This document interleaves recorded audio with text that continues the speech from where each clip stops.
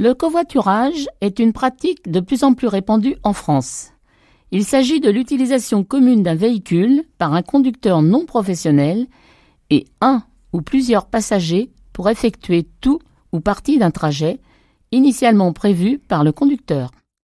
Sylviane Boulière, conseillère à l'UFC Que Choisir 72, va vous expliquer comment il fonctionne.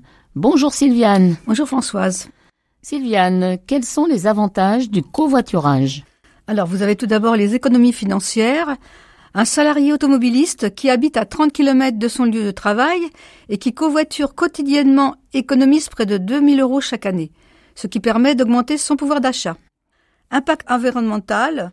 La voiture individuelle est responsable de plus de 15% des émissions de gaz à effet de serre en France. Le covoiturage permet de diviser par 2 les émissions de CO2 par trajet, contribuant ainsi à la qualité de l'air et à la lutte contre le changement climatique.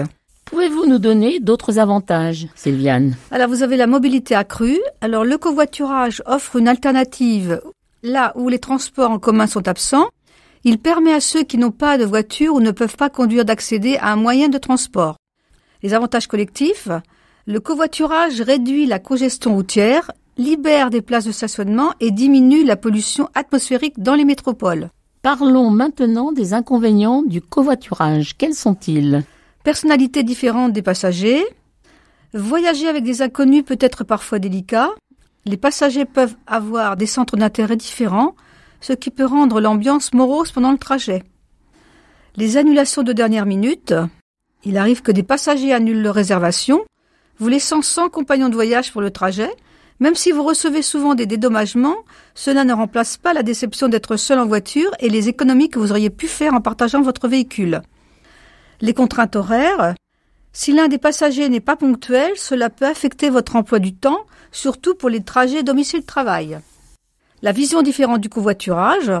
Les conducteurs peuvent être très tatillons sur leur voiture et leur vision du covoiturage. Cela peut entraîner des désaccords ou des tensions. Le covoiturage est-il sûr ?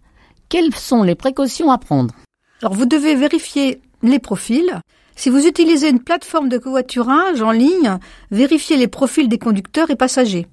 Lisez les avis et les commentaires laissés par d'autres utilisateurs. Assurez-vous que le conducteur possède un permis de conduire valide et que le véhicule est en bon état. Sécurité personnelle.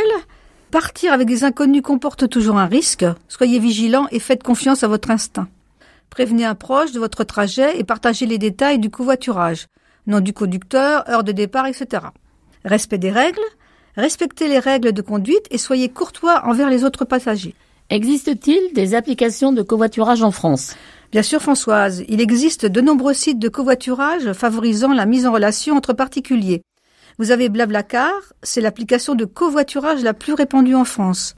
Elle est simple à utiliser.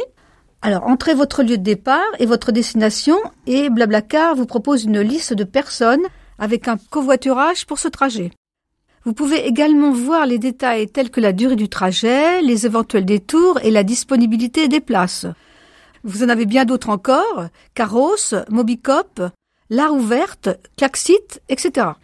Merci Sylviane pour toutes ces informations.